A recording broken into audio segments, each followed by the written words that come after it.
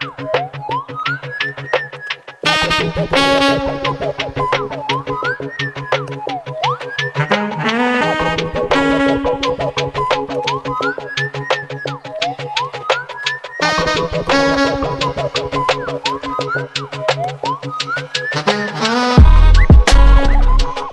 good, y'all?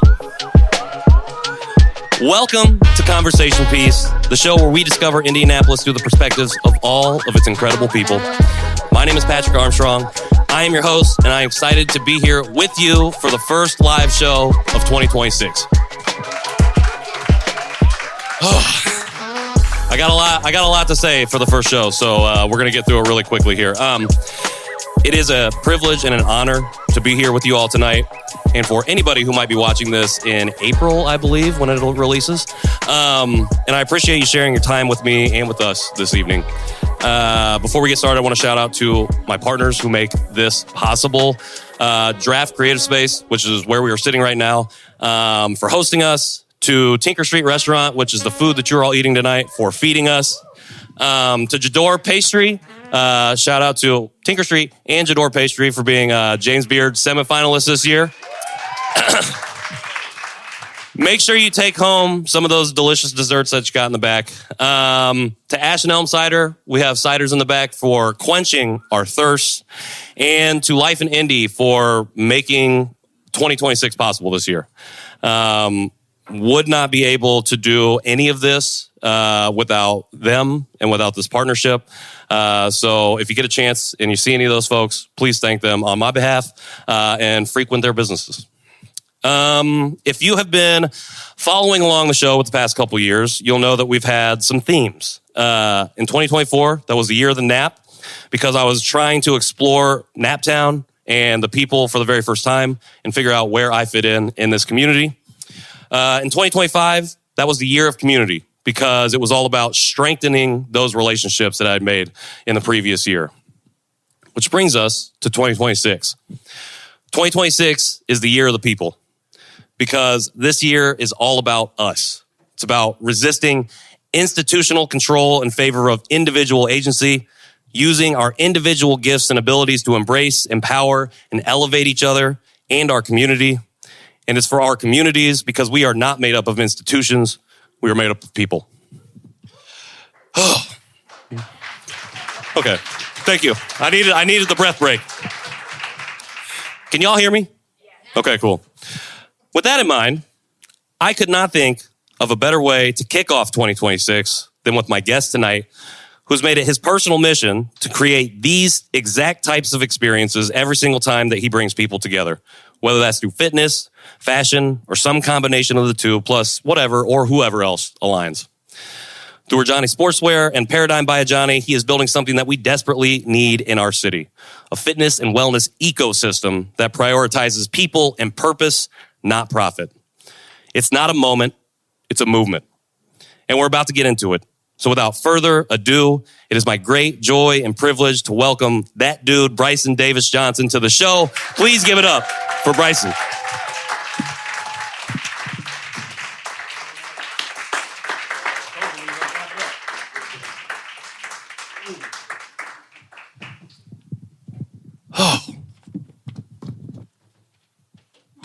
No $5 for you. No $5 for you. How you doing, man? I'm blessed. A little tired. Wednesdays are my early days at work. Okay. Seeing all these people here, that energizes me, that inspires me. It's what we say, this is the year of the people. The year of the people. The year of the people. It's all about the people. All about the people. For people who may not know who you are that are in this room tonight, and whoever's watching in April or beyond, do you mind just sharing a little bit more about yourself?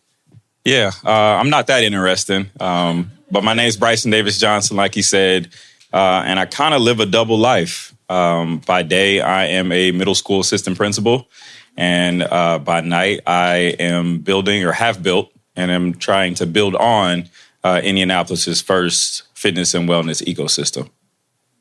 I love it. Succinct and to the point. as a middle school assistant principal needs to be. Yes, sir. All right, I want to start here. So for people who bought tickets, I'm assuming you read the description, and the word wellness was all over that. And if you look at your pages right now, especially in the last 2 weeks with some of the stuff that you've been doing, you see the word wellness popping up a lot. So I want to start there and ask you, how do you define wellness? Living a healthy lifestyle, having healthy relationships, it's a feeling to me. Because I know what it feels like to not be well.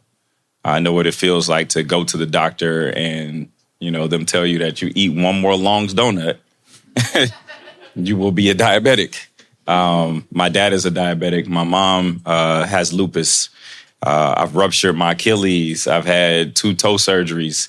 If you go back and look at any of my videos last year, I had a huge patch of hair gone from stress. So, wellness is a feeling to me. And right now, more than ever, I feel well. And that's what's most important to me. I love that. Speaking of, you recently posted something. You said, I didn't find wellness. Wellness found me. So I'm assuming it wasn't just that doctor's moment of saying, hey, one more Long's donut is too many Long's donuts, which I don't know is possible, but it must be if they're saying it. So I was wondering if you could walk me through that moment of realizing that wellness had found you in your life.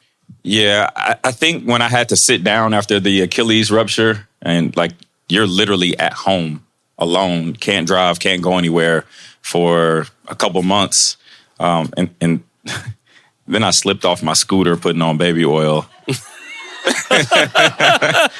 And I partially tore it again. So I had 2 Achilles surgeries. So my scar tissue is insane. And it was in those moments I realized that I got to make a change in my eating habits, in my flexibility, in my mobility, in how frequently I work out. Because I was just work, right? Let me go get my second master's. I was a dean of students at that time, and I was trying to climb the ladder and reach a certain point. And I realized that, none of that matters if you ain't got your health, because you're not going to be able to get to that point. So what does that beginning of the journey look like? It's because you're already an athlete, you're active. Like you said, you're doing a lot of stuff. When do you realize okay, I'm not well, I need to be well? What do those first steps look like? As soon as I was done with physical therapy, I just told myself that I was going to start working out more. And then you all probably know, you go to some of these gyms and these fitness centers and these studios, it costs a lot of money for a membership. And I wasn't making a lot of money at the time. So I was just thinking, I'm a deep thinker about ways that I can lighten that blow financially. And I just started to build relationships with studio owners and learn their stories and not ask them for anything and take the money that I had and take classes in these places because they're normal people too. They got bills to pay. They got family issues the same way that we have. They just had a dream that they invested in. So with that and doing that and getting exposed to the different studios and things like that, I thought to myself, how many other people could benefit from being inside these spaces and alleviating the cost associated with being in these spaces. And I already had the sportswear brand, which was a very interesting thing because in that same time when I ruptured my Achilles, I had just custom manufactured a full run of men's products and women's products, and I couldn't go nowhere to sell them. I couldn't go to vendor events. I couldn't sell hand to hand. And it really sat me down. And I built the platform that I built, Paradigm by Ajani, which is horizontally integrated with my sportswear brand to help connect people with wellness experiences, discounts at studios, smoothie and juice bars. And originally, the platform sucked. The model and the way in which it was set up, it was horrible, but I wouldn't have known that if I didn't try. And I've adjusted it along the way, and I'm still making adjustments today. What did it look like at the beginning? Not to make you have to retread any of the bad versions of the I won't say bad, the different versions. No, it was pretty bad. It was pretty bad. What that looked like. But, yeah. So my Ajani Sportswear is on a Shopify site. I did not have a separate website for Paradigm. So people would go on, they would pay this reoccurring subscription on my Shopify website.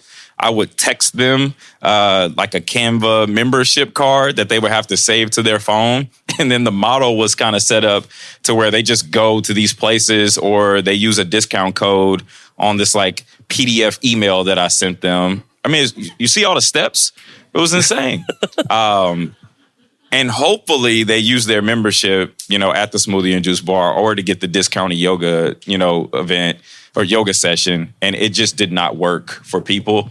And what I found over time is that what people really wanted was human connection through movement, through wellness.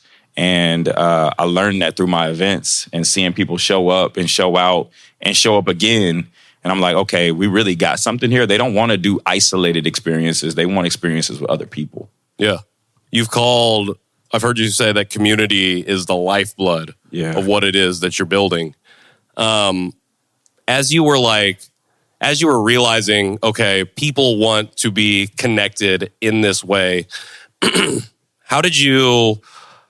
what was the step to go from like, okay, my individual wellness journey is meant not just to be taken individually, but meant to be done in community with other people?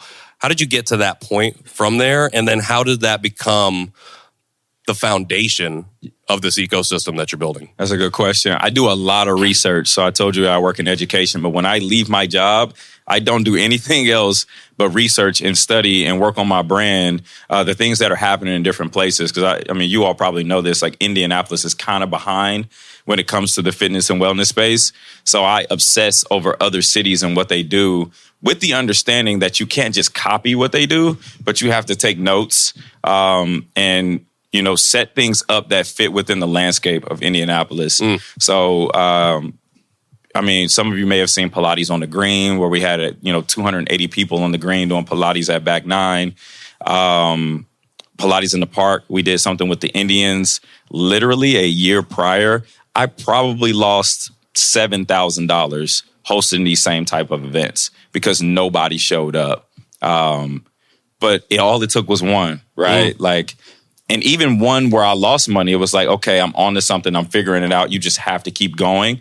And Pilates on the Green was really that spark that kicked everything off. I'm not going to say that was my first fitness event, but that's the one that not only changed my platform and what I'm doing in my ecosystem, but I think it changed the city. Because we're starting to see a lot more people doing fitness pop-ups and things like that, which is good. Yeah. Because I can't serve everybody. I'm just one man. For sure. Ecosystem is more than one person. It's more than one person, exactly. And there are even people in this room right now that are part of that ecosystem.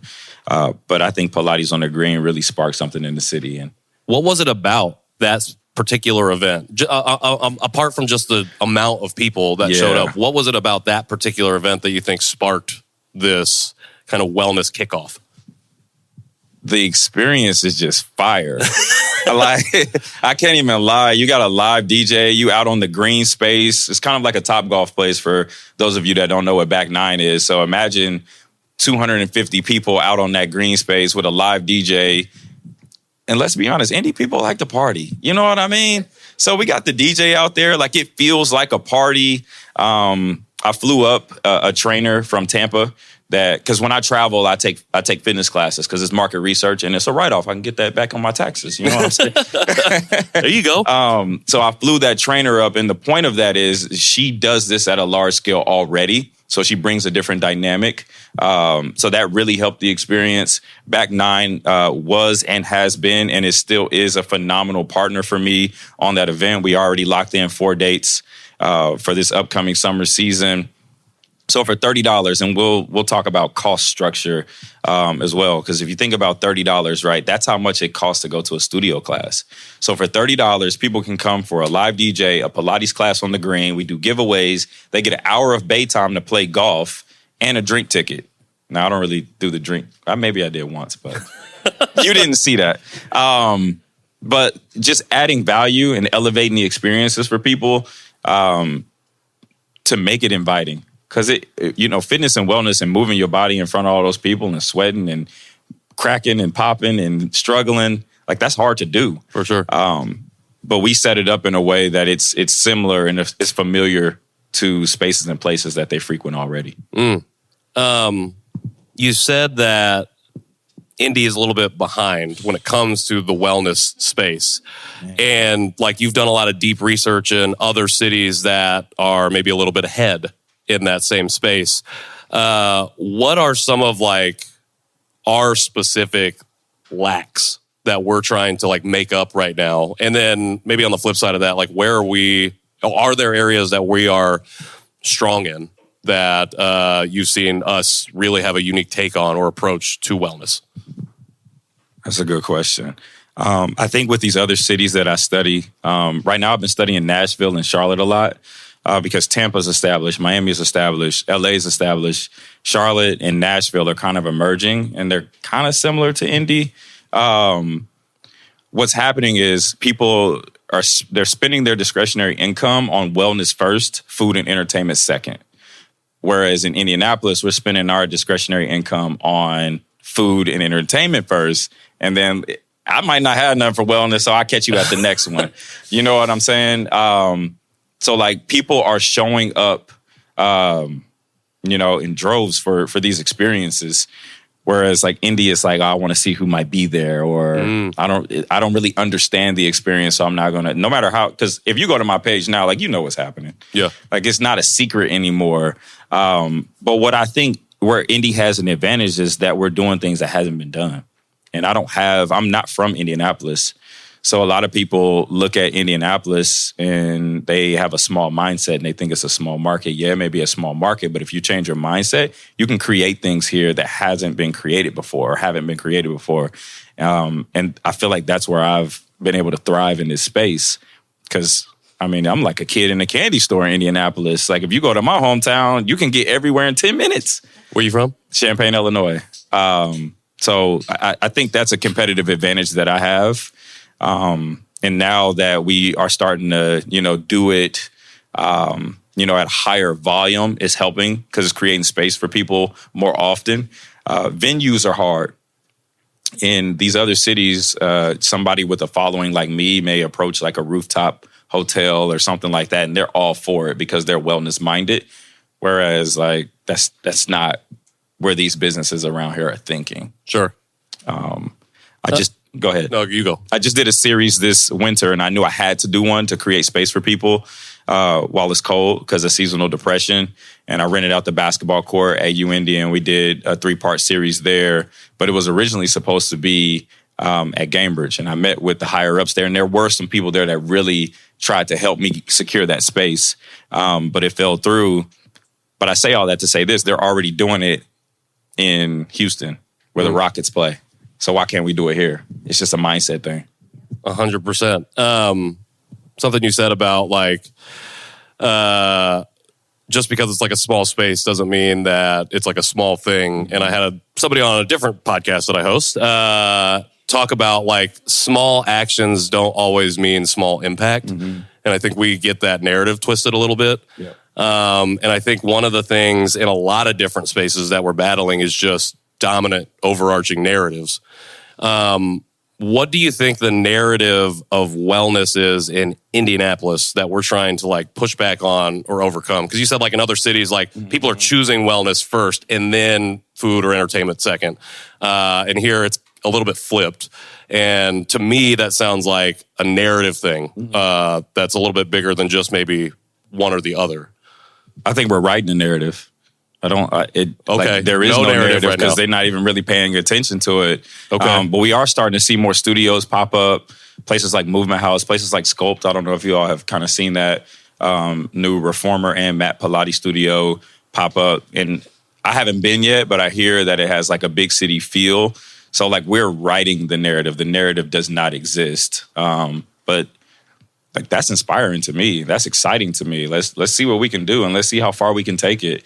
I've got some events this month and an event at the end of the month. I don't know if you all have seen like that Porsche and Pilates craze that's been taking over the country. So people are going into Porsche dealerships and Cadillac and Mercedes, and they're having classes, Pilates classes.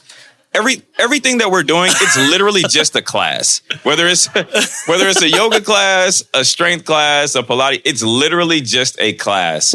But you have to elevate the experience. So that's what they're doing. I guess I can tell you all because we're on the podcast.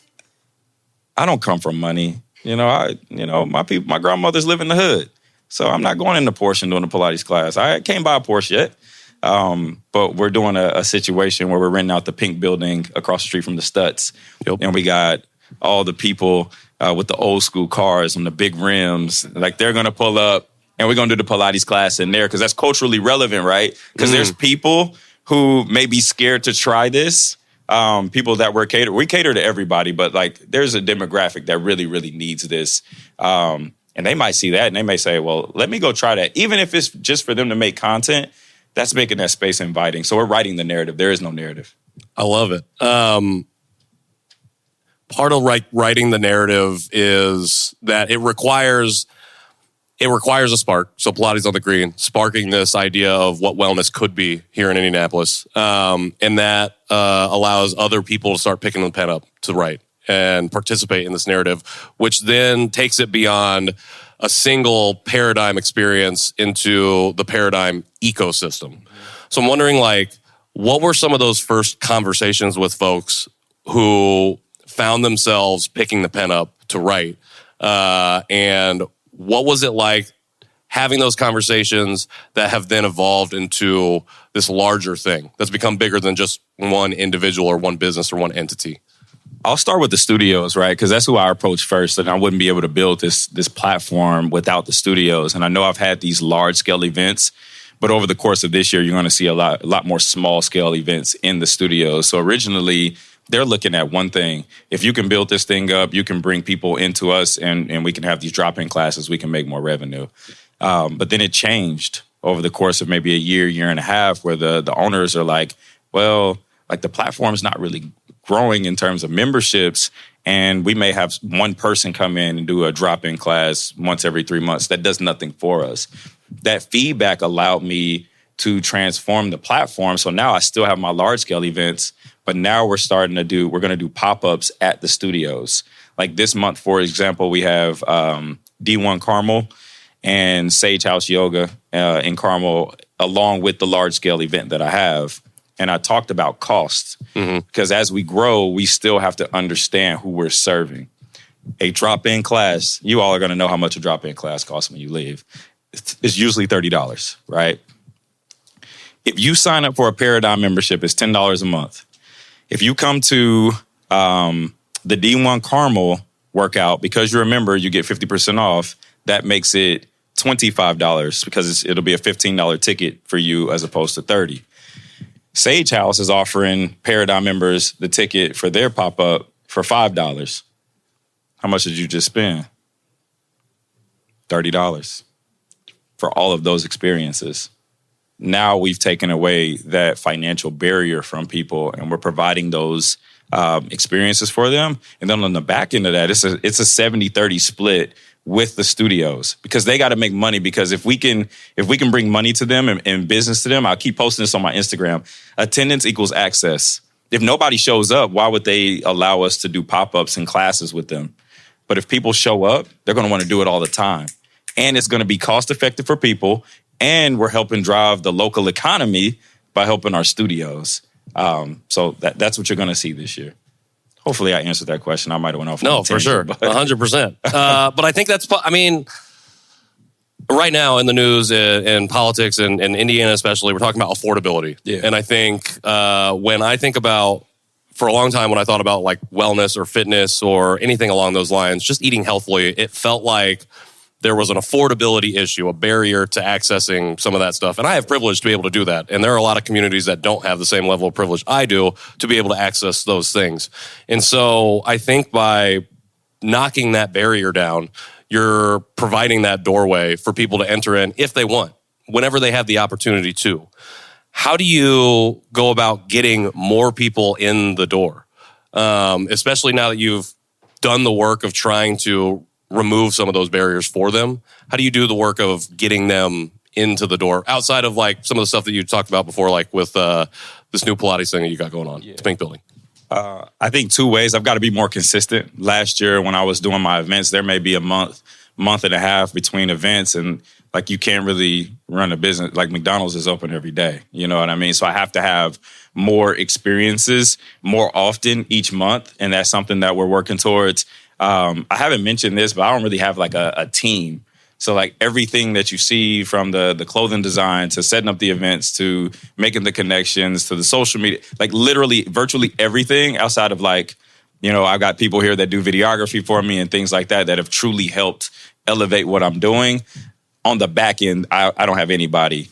So that makes it tough. But if I can have more consistent events and then provide better funnels at those events while I've got the people in the space, I'll see the membership pick up.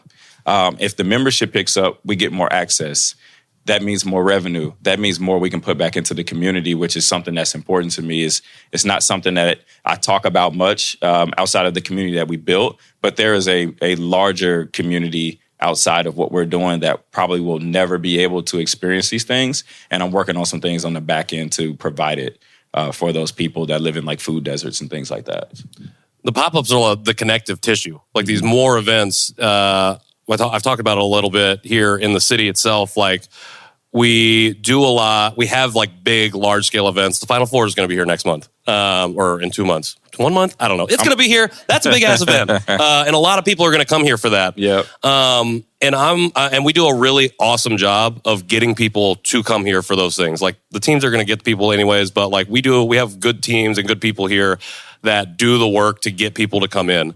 What I've been really interested in, and one of the things that we've tried to explore on the show, is what happens in between these large-scale events that engages the communities that live in Indianapolis, our residents, to be involved, whether it's in a small business, whether it's a part of a wellness community, whatever it might be. And it requires us to create the space because, like I said at the beginning, like institutions they don't have that in mind. Yeah. They have profit and revenue at the top of mind. People come usually along after that. And so we need to be able to build that connective tissue. What other parts of the ecosystem are you looking to build out and connect right now to be able to spread that as you grow? Great question. I just turned 35 in January. Congratulations. 2 months ago. 2 months ago. I don't look it. I drink my water. I mind my business. But for my birthday, I started my paperwork, and I got 2 friends back there who are always on my case about doing this. So it's in the works. But I started the paperwork to set up a non-for-profit. So I'll have the sportswear, I'll have Paradigm by Ajani, and then I'll have the Ajani Motion Club. And I can actually say that because it's registered now. Okay. In the state of Indy, it's all cleared. I just got to go to the next step. But now, if I can get grant funding, right? I have all of these relationships with these studios, these trainers, these businesses, these juice bars. Now I can take grant money and pay them to set up these same experiences in underserved communities. That is the next step. Because these people can't afford it, but they need it more than us sometimes. More than us, period. Totally. So that's the next step to my ecosystem, is setting up that non-for-profit, figuring out how to get grant funding, and then paying my people to go out into these spaces on a continuous basis. And again, that improves the local economy, and that improves the access that we have at our level. Yeah. Well, congratulations. Thank you on that. Thank you. Thank you. Appreciate it. Okay, so you have the sportswear brand, Paradigm. Now you have the not-for-profit. Almost, but it's coming. I'm pretty sure I heard you say that you have people that help you out with stuff, but on the back end, that's all you. So, and then additionally, you've mentioned it, you're an assistant principal at a middle school. Yeah. How do you find the time to do all of those things? And like, because it feels like I just started started a 9 to 5 for the first time in like 2.5 years. I'm still trying to do this, which is part of my entrepreneurial journey. Yeah. I got a kid now. He's 2 years old. Like, congratulations. Thank you. There's that is a lot. And I feel there are days where I feel really overwhelmed and like, I don't know if I want to keep doing all this. What keeps, like, where do you find the time and what keeps you in it? Because that's a lot to put on yourself. My spiritual pain tolerance is very, very high. My financial pain tolerance is very, very high. But above all of that, there's no way for me to forget my why, because the reason why I built all of this is because I wasn't healthy. I didn't have wellness. So how can I get burnt out on something that's improving my life? I mean, that's really the key to it all. A lot of times people are doing something for money, or they have like this overarching goal that they're trying to reach. I just want to feel good. That's it. And if I make money and build from that, like, then that's just a cherry on top. And now we want to make money. We put our time, talent, and energy into it. And I put all of my resources into this. But I just want to feel good. So that's how I don't get burnt out, because it inspires me every day. Like, I don't know if you all have been to Sweat House, but I built a relationship with them. And I know that no matter how tough the work week gets, on Saturday, they booked me a session, and I can go do the sauna and the cold plunge and like all of these things, and then introduce other people to it, right? So that they can go and be well and then help that business. Like, there's so many layers to it. And that's how I don't get burnt out. I'm pretty good at my job, and I know how to do my job at a very high level, high enough to not get fired. Now, I'm not saying I'm the hardest worker in there, but I'm pretty smart and I can figure some stuff out. And I just literally dedicate all of the time that I have outside of what I'm doing to building this ecosystem, to pouring into my brand. A lot of times when people go out and party and hang out on the weekends, I'm going to Chicago and doing a brand collaboration, or, I'm ideating my next event. So, it's all about your time and your discipline. Yeah. What about like working with kids specifically, but especially in your role, like in schools, like what about that work do you take into what you do as a wellness practitioner, as an ecosystem builder? So I work in one of the highest performing middle schools in Marion County. So it's literally like the systems and the processes and procedures that take place in that building. Like, they show up in everything that I do. Even he said that I was the earliest guest that he ever had. He was the first person here. I was here, but like those things that I've learned from operating in a high level school, I carry those things with me into business, and they carry me through even when people don't show up to an event or my finances get low. Like, my systems and my processes kind of carry me through. So, and also, like, let's be honest, I wouldn't be able to do the things that I'm doing if my job didn't fund what I'm doing, right? Like, instead of a new pair of shoes or going out on the weekend, I'm taking that check, I'm paying my bills, and all right, here's what I got left to put into my business. And there's been a lot of times, I talked about it earlier, where I've lost a lot of money doing this.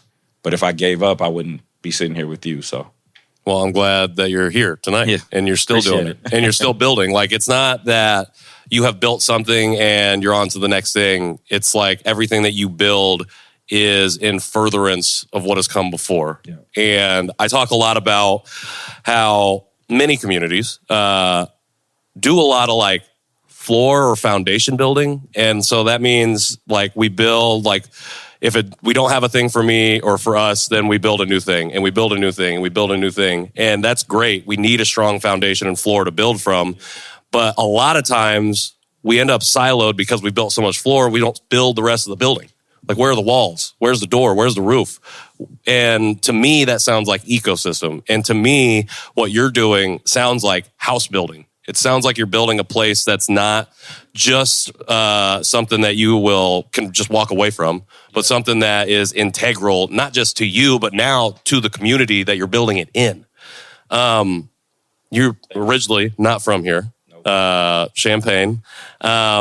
What's made you stay in Indy? Like, you've been to these other places. Like, you could have stayed in Tampa. You could have went to the up and coming Nashville or Charlotte. You could have went to New York, LA, Chicago, wherever it is. Why Indy?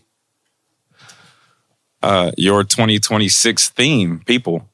I have built a community of people in Indianapolis that I've never had before in my entire life. People that pour into me, people that hold me accountable, people that bounce ideas, people that show up, people that help me, people that want to be a part of this ecosystem. I have never had that. And I just kind of went on a rant on my threads about the small market, small mindset mentality.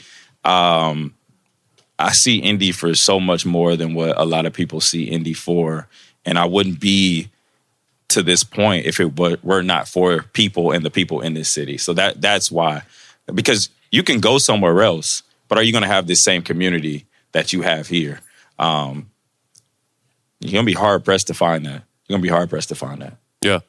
Indy, that's the thing that I've found in this journey over the last 3 years is like really some incredible people. So like when I was growing up, when I like spent the majority of my time here before my kind of identity journey, I was basically situated on 56 in Georgetown. Okay. So a little bit out west, like not really, but I would hang out where I lived. We would come downtown to party and eat and then go home. Yeah. And at that time, like I was just so comfortable staying in my zone of comfort with the people that I knew. It was harder. It felt difficult, inaccessible for me to branch out and to connect with other people. Part of that was because I didn't know who I was. And it took finding out and discovering that person for me to feel like, okay, I want to step out into this city and see where it is that I fit. And what I discovered as I was getting ready to start Conversation Piece was like, oh, there's a lot of really incredible people here. Our last show of last year, Anthony Murdoch, that was one of the first people that I discovered on social media doing stuff in Indianapolis. And I was blown away that someone like that was here in this city operating and had been through the whole time that I had been here. Somebody like 4200 Corey, a little bit younger than me. But like, that's a dude who, when I had on the show, I was like, why are you still here? Because that's a guy who could like be in New York, be in Detroit, be in Chicago, be in Atlanta, be in any one of these major music hubs, and be a national act now.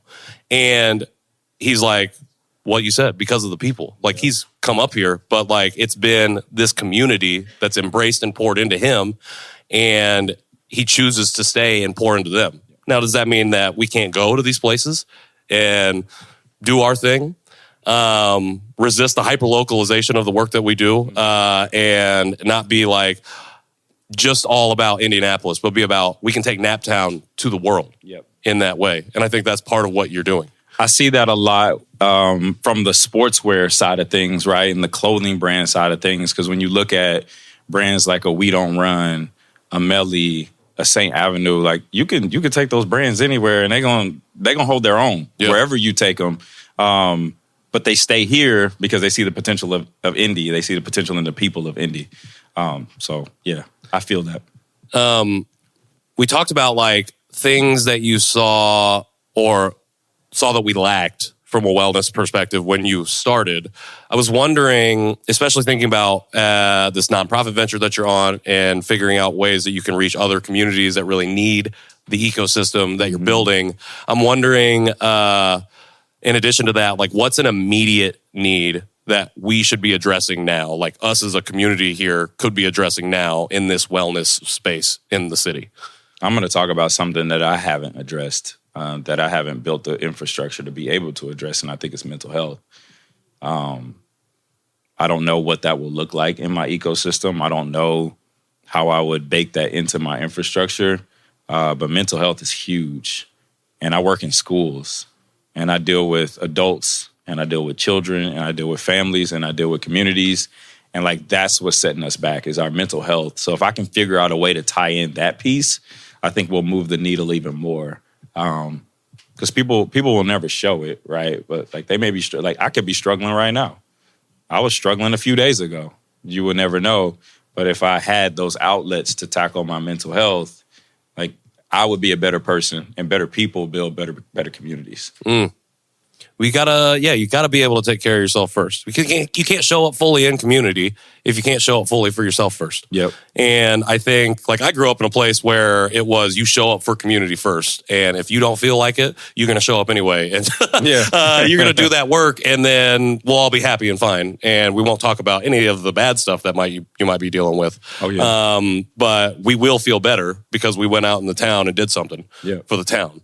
And I think like there's some merit to that, but as I've gotten older, I realize like the things that I struggle with, it's like, oh, if I don't have a grip on this, I'm not going to show up fully at work. I'm not going to show up fully in my relationships at home. Like I need to be not on the top of my game, but I have to be aware of like what I'm struggling with or what I need support or help with now in order to be able to be like, okay, this is where I can show up. This is how I can be there to support you. There's so many people that come to my events, and every single person is carrying something different. And I really do want to build on that mental health piece. I had an event in collaboration with Spoken Steel and Le Meridian, however you say it, hotel downtown. It was called Spoken Flow, but it was like a DJ yoga class. And afterwards we had brunch. Well, I spent that free time making all these cue cards that had different, like, really thought-provoking, deep prompts on them. And I had them at every single table. And I had never seen engagement like that post-workout, and people like just unpacking everything that they came into that space with. And I'd like to be able to create more spaces like that. Somebody did tell me I need to turn those into some cards, and like a deck of cards people can have. So that's maybe something that I'll work on this year. Any that you want to share with us now? Any prompts that we can take with us when we walk out of here? Oh, now that we're walking out right now. I don't know if I can come off the dome with it. I don't know if I can come off the dome with it, but you know, what's one thing that held you back last year that you won't let hold you back this year? Something like that. You know what I mean? But it was like a stack of them. And it got to a point where I turned around after eating my little Danish, waiting on my food. You know what I'm saying? And there's like people, they're standing up at their table when it's their turn because they felt so empowered. And, you know, when's the last time a space was created for them to be able to unpack that? Probably never. Yeah. Probably never. Especially when you got brunch on the table. Like you said, you know, Indiana, we like our food. Yeah. We want to eat food. So if you can give us some food, you know, we might be a little bit more engaged. But, exactly. Well, what's one thing that was holding you back last year that you're not going to let hold you back this year? Ooh, that's a great question because I don't really let anything hold me back. I'm just like, I'm one of those people that just dive right in. That is a good question. What held me back? Oh, okay. Yes. Sportswear, my brand. Up to this point, because I'm self-funded, I've never had a sponsor. I've had all these large-scale events, whatever the case may be. Like, I still, to this point, have not gotten to a point where I've been able to, like, scale a drop from the brand because I maybe made money on the brand and then I got an opportunity to do an event and I'm using the money from the brand to do the event. So that is something that held me back tremendously. This year, I have, like, a system, super simple, like 1, 2, 3 ABC system that I have that I'm going to follow to be able to scale each drop of my brand. And I think that'll allow me to grow. So that'll be the one thing. Okay, I'm excited for it. That's part of the nonprofit game too. Like there you go. Exactly. I see it. What time is it? 7:43. All right, we crushing it right now. Okay, you're the people. You've been talking about a lot of, like, I know you do a lot of this work on your own, but like you have the team, the people with you to help you out. Because it's the first show of the year, and because I feel like I haven't done it in a minute, we have a recurring segment on the show that we call Give Them Their Flowers, sponsored by my friend of the show, Madeline McKinnon, and Frida's Flowers. She's sitting back there. It's a segment where we ask our guests to shout out a person or persons that they think deserve their flowers right now. You didn't know that I was going to ask you this question. So I brought somebody for you to give flowers to if you're open to it. And then after that, you can add anybody else that you want, because I know you got some team members in here as well. Yep. I was wondering if you could give Coach Gerard, the former head coach of UIndy's men's basketball team, back when you were there, his flowers tonight. Yeah. Coach G allowed me to make mistakes. I was a PE teacher in little small town Champaign, Illinois.